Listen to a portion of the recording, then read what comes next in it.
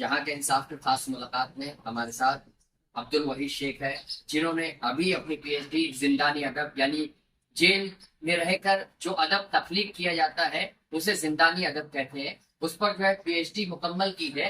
और इससे कबल जो है इन पर जो मसाइब और हालात आए थे, जिस तरीके से 7/11 में उन्हें गिरफ्तार किया गया था, बाद में बाइज्जत बरी हुए हैं, लेकिन अब भी जो है अब्दुल वहीद शेख सस्पेक्ट के तौर पर जाने जाते हैं।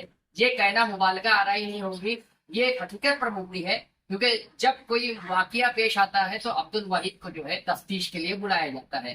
कई मरतबा इसकी वो शिकायत भी कर चुके हैं, लेकिन इसके बावजूद ये हरासाई का सिलसिला जारी है। अब्दुल वहीद से जानते हैं कि किस तरीके से उन्होंने जो है अपनी जिंदगी को आगे बढ़ाया बाइज्जत रिहाई के बाद। 2015 में रिहाई हुई और उसके बाद मैं LLB कंप्लीट किया। अभी हाल ही में मैंने PhD की डिग्री हासिल की है। जैसा कि आप जानते हैं, इंसानी अदब ये मौजूद है। 1947 के बाद से अब तक के भारत के जेलों के अंदर के कुछ डायरीज या शेर व शायरी या फिक्र या पुराने नवीस जो कुछ लिखा गया है और बहुत बुनियादी लिखा गया है, हिंदी में लिखा गया है, इन सब को जमा करके उसका तज्जिया करना, उसका जायजा पेश करना, हमसे भी मुताला करना, ये डिग्री ये थीसिस हमने तैयार की और उसके माशाल्लाह हमको महात्मा गांधी मिशन यूनिवर्सिटी औरंगाबाद उन्होंने हाल ही में हमने डिग्री दी है। और तो अब तो आप डॉक्टर बन चुके हैं यानी। और मैं उम्मीद है कि बहुत जल्दी इसको उर्दू में और अंग्रेजी में इसको किताबी शक्ल में लाना है। जी। पहले इस लड़के से बात हुई, हम लोग ट्रांसलेशन के लिए ले गए। अब जो आपने तकलीफ की है, जो किताब आपने जो तकलीफ है, जो थीसिस लिखी है, वो उर्दू जबान में है यानी उर्दू जबान? जी, तो आप उसको अंग्रेजी और हिंदी में तर्जुमा करें। तो जिस तरीके से आपकी जिंदगी रही है, एक ब्लैक दौर आ गया था आपकी जिंदगी में, सिया काला दौर आ गया था, उसके बाद जो है आपने दोबारा से जिंदगी शुरू की, तो किस तरीके से आपको जो है लगता है कि जो आपने जो पुराने दौर देखे, जैसे 7/11 में आप जो है पेंशन नेटवर्क भी चलाते हैं कैदियों की रिहाई के लिए, जो आप कहते हैं कि जो 7/11 में जो एक्यूज पकड़े गए, जो मुल्जिमीन पकड़े गए हैं वो बेकसूर है, उनके लिए आपने इनोसेंट नेटवर्क शुरू किया है, तो क्या पूरा मामला है और किस तरीके से आप उन्हें बेकसूर कहते हैं? देखिए सर, 2006 में 2 लोग मेरे साथ अरेस्ट हुए थे। मैं उनके साथ 9 साल जेल में रहा और मैं जानता हूँ कि वो बेगुनाह है, क्योंकि पुलिस जो स्टोरी बता रही है कि भाई एक घर में हम सब लोगों ने मिलकर साजिश रची, तो मैं उस साजिश में था नहीं। जी तो जब मैं नहीं था तो मुझे ये भी यकीन है कि वो लोग कोई नहीं होंगे। जी पुलिस हम सबको एक साजिशकार बता रही है। जी तो उस हैसियत से मैं मैं 9 साल उनके साथ जेल में रहा, मैंने उनको देखा है, उनके किरदार पे देखा है, उनके इखलाक पे होता है, तो वो दहशत गर्द नहीं है, आम इंसानी रिपोर्ट्स के साथ शायद रिहाई की बात फिर मैंने सोचा कि जिस तरह मैं बेगुनाह था, मैं गुनाह हो गया, लेकिन झूठे सबूत की बुनियाद पर, झूठे कन्फेशन की बुनियाद पर ये सबको सजा मिली है, तो उनकी रिहाई के लिए कोशिश की जानी चाहिए, उनके लिए आवाज़ उठाई जानी चाहिए। इसलिए मैंने बाहर आके मैसेज की दुनिया डाली और उनके लिए एक तहरीक बर्पा की है। उसी सिलसिले में हमने किताब लिख को देखना चाहिए। आप जानते हैं काफी मुश्किल है। मिशन जहाँ एनकाउंटर हो गया। काउंटर की भी किताब लिखी और देखना चाहिए जो है हिंदी, अंग्रेजी और मराठी में क्या है। लगातार हम चाह रहे हैं कि इस केस के ऊपर हमारा 11 जुलाई को गया है, हमने मराठी पत्रकार संगठन प्रोग्राम भी लिया है। फैमिली 19 सालों से परेशान है, साफ के लिए मुंतजिर है, उनकी सारी स्टोरी हमें लानी है। हाईकोर्ट में उनका मामला पेंडिंग है, बहुत जल्दी उनका जजमेंट आने वाला है। उम्मीद करते हैं कि इस तरह मैं 2015 में लिखा हुआ था, लोग भी 2025 में आप जो है दर्स तदरीस के शोबे से वाबस्ता है, आप हिम्मत सैयदा स्कूल में जो है दर्स तदरीस करते हैं, और इसके साथ ही जो है आपने आप पर ये इल्जाम था कि आप स्टूडेंट इस्लामिक मूवमेंट सीमी से वाबस्ता थे, इसलिए जो है आपको इस मामले में अरेस्ट किया गया, तो उस बारे में क्या कहेंगे आप सीमी में कब तक थे और क्या पूरा माजरा था?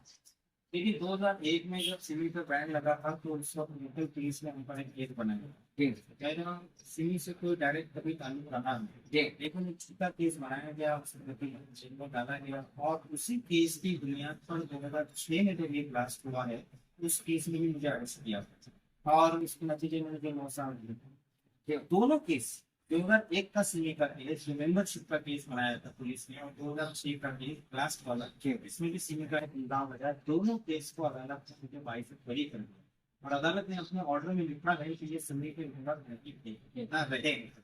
लेकिन पुलिस का इल्जाम आज भी सिमी के लिए मेरा नाम है, और आज भी जो है पुलिस ऐसा करती है। यानी जिस तरीके से आपके घर पर मुसलसल छापेमार कार्रवाई उनकी एनआईए ने 2023 में भी छापामार कार्रवाई की थी आपके घर पर, उस वक्त जो है आपने वीडियो भी वायरल किया था, आपका काफी वीडियो वायरल हुआ था।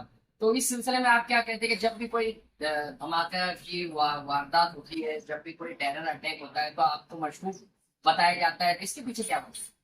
पुलिस जो है ये समझती है कि ये कोई घटना नहीं है, पुलिस जो समझती है कि ये हमारी का मेंबर है, इसके लिए काम करता है। पुलिस की सस्पेक्ट की लिस्ट से अभी तक पुलिस नाम निकालने के लिए तैयार नहीं है। जो वर्कबुक है उसके अंदर भी हमारा नाम है, और उसकी वजह से आए दिन जो है पुलिस के छापे होते हैं, पुलिस की कार्रवाइयाँ होती है, पुलिस की हरासनी होती है। और मैंने पुलिस कमिश्नर को भी को भी इस सिलसिले में कंप्लेंट कर रखी है, ह्यूमन राइट्स कमीशन को भी कंप्लेंट कर रखी है। ये सिलसिला बंद होना चाहिए, क्योंकि मेरा कोई केस नहीं। अदालत जब एक शख्स को बरी कर रही है तो पुलिस को उन फैसलों का एहतराम करना चाहिए, और उस बंदे को फाइल से बरी तस्लीम करना चाहिए।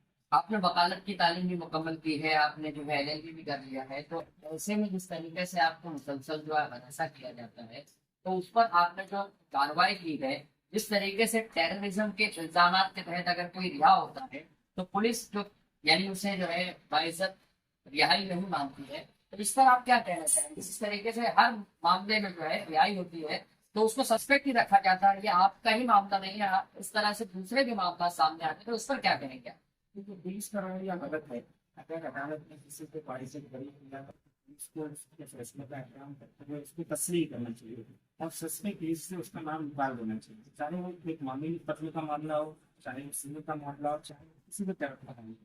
पुलिस अगर उसको कंटिन्यू सस्पेक्ट लिस्ट में रखती है, ऐसा करती है, तो ये सीधा सीधा जो कानून का वायलेशन है, जो कि पुलिस को नहीं करना चाहिए। आपने जिस तरीके से अपनी जिंदगी दोबारा शुरू कर दी है, तो कैसे शुरू किया आपने? क्योंकि जेल के बाद से, रिहाई के बाद से जो है वो जिंदगी शुरू करना मुश्किल होता है, तो आपने किस तरीके से जो है अपनी जिंदगी को मामूलात पर लाया और पटरी पर लाया? क्योंकि 2015 में रिहाई के बाद क्योंकि नौकरी की मैंने एप्लीकेशन किया, मुझे उसमें रिज्यूम किया गया, और रेगुलर सैलरी चालू कर दी गई। फिर मैंने कानूनी के हवाले से एप्लीकेशन किया, और कुछ टाइम मुआवजा भी दे दिया, सैलरी बनती है वो भी दे दिया, मेरी सर्विस रेगुलराइज कर दी, कंटिन्यू कर दी। जो प्रमोशन मिलने चाहिए मुझे प्रमोशन भी दे दिया, इस पर बिल। तो इस तरह से अल्हम्दुलिल्लाह एक नौकरी थी जो मुझे मिल गई, तो इससे बड़ी राहत थी जिंदगी की पटरी लाने की। एटीएस में जो केस आप पर दाखिल किया था 2006 में, आपको जो है लाया गया था घर से, फिर उसके बाद केस लिया गया था, और यही यानी बताया जाता है कि मुंबई से आपको उठाया गया था, तो क्या पूरा मामला था? क्यों उठाया गया था, किस तरीके से, यानी क्या बता कर उठाया गया था आपको, यानी जो ताबे में लिया गया था, तो पुलिस एटीएस ने क्या कहा? पुलिस का ये कहना था कि ये जो है लास्ट बार है, और करके एक बार लोग को मिले सभी के लोगों का जिन पर केसेस एटीएस की चार्जशीट में है कि पाकिस्तानी और हिंदुस्तानी शहरी ने मिलकर जो है जंगों में तो ऐसे में जो है सिमी के लोगों पर शक था, तो आपको सिमी के तौर पर उठाया गया था। फिर उसके बाद ये जो पूरी चार्जशीट में गलत थी, स्टोरी आई थी कौन रखने के लिए, जी जी हाँ जी ये पूरी स्टोरी बोगस है। ये सिर्फ एक इल्जाम, और इस इल्जाम को साबित करने के लिए गलत तरीके से कंप्यूटर लिया गलत तरीके से जो है गवाह दिए गए, तो अदालत में हम ये हाईकोर्ट में साबित करने की कोशिश कर रहे हैं कि ये पूरी स्टोरी है, ये उनकी ज़हनी उपज है, और जो गलत तरीके से ये थे अब्दुल वहीद शेख, जो कोशिश कर रहे हैं कि जो नौजवान जेलों में है 7/11 के, उनकी रिहाई के लिए भी कोशिश कर रहे हैं, और अब जो है इनकी जिंदगी मामूलात पर आ गई है, और वो अब डॉक्टर भी बन चुके हैं, लेकिन अब भी जो है पुलिस, एटीएस और एजेंसियों की सस्पेक्ट लिस्ट में अब्दुल वहीद आपको मिलेंगे। जहां के इंसाफ की खास रिपोर्ट।